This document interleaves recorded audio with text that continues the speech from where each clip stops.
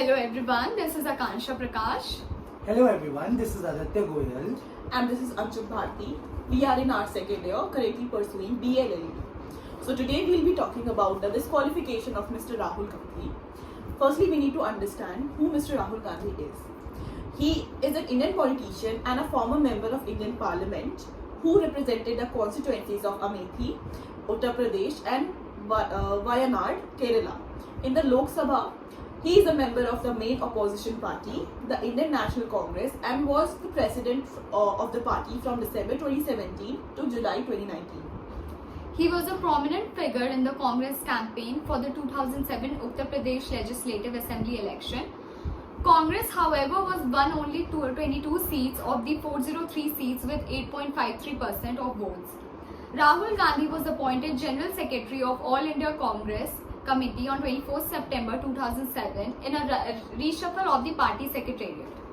Going back to the incident, as we all know that Rahul Gandhi in a rally in Kolar, Karnataka stated that all people who are named as Modi are thieves, and which was on 13th of April, and the small question that arrived were why the name of Nirav Modi, Lalit Modi and Narendra Modi was taken. And a PIL was filed for the same by the BJP leader Parmesh Modi in Surat court in 2019. And the disqualification of Rahul Gandhi happened on the basis of the PIL. The PIL led to the trial in the Surat court, which eventually led to the conviction of Mr. Rahul Gandhi for 2 years in the defamation case, eventually leading to his disqualification from the parliament. Today, we'll be talking about the questions related to this disqualification, and we'll be presenting our opinions regarding the same. With the question, does criminal defamation warrant need such harsh punishment from the judiciary? What do you think? What are your reviews regarding the same? According to me, the answer would be no. The nature of the case, according to me, was not very brutal. Firstly, it depends from case to case, what kind of case it is and what kind of punishment it requires. Talking about this case, I don't think such a harsh punishment was mandatory. He is an MLA, he is an activist, he is a social worker, he has done a lot for the country, and he is a politician at the end of the day. So if he is telling something or giving his words on something, I think it's not such a big deal that would lead to his disqualification. I think there should be some punishment which should be like about 1 year or something like that, but taking such a harsh step that it leads to his disqualification was not mandatory. Yes, according to me, criminal defamation warrants punishment from the judiciary as it hurts the sentiments of the people. And not just a few people were targeted with that statement, but it was targeted to the people who had the same surname, and hence I believe punishment granted to him by the judiciary is justified. Also, I would like to add something to this. From the 1860, this is like the harsh punishment given to someone. Like 2 years is the maximum punishment given in defamation, and he has been awarded by the maximum punishment.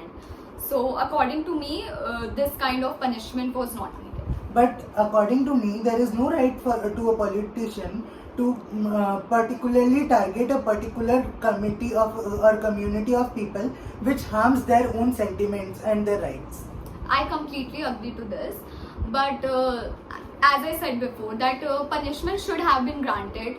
It should have been like 1 year, or lesser punishment should have been given. Such a harsh step, which like 2 years is the maximum, and it eventually lead to his disqualification, which was not at all mandatory or necessary, according to me. Okay, thank you. Moving forward to the next, my question to you people is how the disqualification was not anticipated by Rahul Gandhi's legal counsel. See, in my opinion, I understand that this was a failure on the part of the legal counsel of Mr. Rahul Gandhi. As a lawyer, it is my job to protect the person whom I am serving. And if I am given with a task, and if I have to see that a statement made by someone of by my party is defamatory nature, I need to anticipate to what extent this could lead. it can be a criminal, it can be a civil.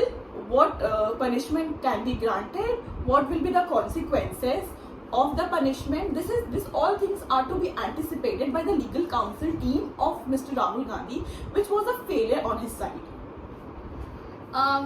I agree with you, but I like to state it via example. Okay, so talking about Nupur Sharma, who is a BJP leader, she passed something like she said something about the which hurted the sentiments of the Muslim community. So there were a lot of controversies related to it. So maybe the legal counsel of Rahul Gandhi thought that there will be some controversy related to it, or maybe people will talk about it, and maybe there is a debate in the parliament regarding to this. But he didn't anticipate it that this will lead to his disqualification at the end of the day. So because these are like mere 2 to 3 words which he said, or maybe a sentence, but it took a very broad step and took a very different direction altogether. So maybe he did not understood this or interpreted this. So I think according to me this is the thing. Totally agree. Totally agree. Moving forward with the third question, what do you guys think? If Rahul Gandhi cannot run Lok Sabha elections in 2024, who could be the face of opposition on the national level? See, as we know that there are many politicians that are already existing who can be the face of the opposition at a national level, but there is also high possibility that we will get to see a new face when new people will get to know that they have opportunities or they have a chance to prove themselves as a strong opposition to the government. So many people will come up, and that might be beneficial for the country in the future. Yeah, totally agree. See, what happens when there is an election? There are different parties that are competing against each other. If by any chance, like if we take the example of this disqualification, and the main face of the opposing party at a national level is backed down, and through this, if a new party or if an existing party gets a chance to come up and compete against the ruling party that has been ruling for a long term, this can be an opportunity. As well as if we talk about the same party, different leader of the same party, might be Priyanka Gandhi would break in, or any such leader would come up and be the face of the Lok Sabha election in the on a national level. So I think this, if this is somewhere bad, it also gives an opportunity for other parties and to other leaders to come up and be a stronghold. Okay, moving forward, my next question to you guys is, does it fare well for the democracy if the opposition is constantly harassed? Or will other leaders of the opposing political parties face similar consequences in the future? See, democracy, when it comes, it's a very wide concept. It cannot be limited to a particular interpretation, right? So in my opinion, when we talk about democracy, it gives people the power to choose a party of their own choice of what they think is a best fit according to the circumstances, right? So somewhere or other, if such things keep happening on a very repeat, it somewhere or other sabotages the right of people choosing a new party or people contesting against the ruling party, because they'll be in a constant fear, I guess. Also, there will be inclination towards one party, like there will be one party rule. So if there is a conflict, there can be appeal. Such a rushed decision was not needed by the Secretariat of Lok Sabha, according to me. Not just this, also yeah, this is very like your question, as you said, that will other leaders of the opposing political party face similar consequences? I think if this problem does not come with a solution, then there is of course a threat to the upcoming opposing party that they'll be harassed in upcoming future. Yes. They might. There'll be a fear in them that if they'll say something or if they'll oppose to the ruling party, maybe they'll get disqualified or maybe there will be a case against them. So there will be constant fear in their mind. And when we talk about disqualification as the representation of people at say, as the section 8 of clause 3 states that if there is a conviction of 2 years, there has to be an immediate disqualification of that member of the parliament. But somewhere or other, we need to understand the nature of the offence, right? If the nature of the offence is very grave, I think there should be an immediate disqualification. For example, there was a recent disqualification of the Lakshadweep MP, and the amount of punishment that was given to him was 10 years, and I guess the conviction, he was convicted for attempt to murder, right? So this is something the nature of the offence we can see here is very grave, it's very heinous. But when it comes to defamation, it can be intentional, it can be non-intentional, it can come out of your mouth which you have not actually thought about. So somewhere or other we need to understand the nature and the circumstance of what has been done, and in accordance to that, things has to be followed. Also, the nature of the crime here was not so heinous or so grave or so huge. It did hurt the sentiments of the people, and people were offended with it. But as I said, this should have not been leaded to a disqualification. This completely Could have been reconsidered. Reconsidered, and this brings out that there is one party rule. The ruling party is like the upper, and it is having an upper hand. Yeah, it has an influence over Yes. the judiciary, the media. It portrays that kind of thing. And this is not what democracy is Yeah, at this the is end not of the what day. democracy is. Yes. Truly, truly. Okay, so moving further, my next question to you guys is, can the Representation of People's Act be amended to avoid such mishaps or missteps that are taken place? I think yes. An amendment, I think, is in need for the Representation of People Act, because see, what happens is, if there has to be a very neat and clean clarification between a criminal defamation and a civil defamation, which is actually existing, but towards to such a greater leading to a disqualification must be explained to a greater sense.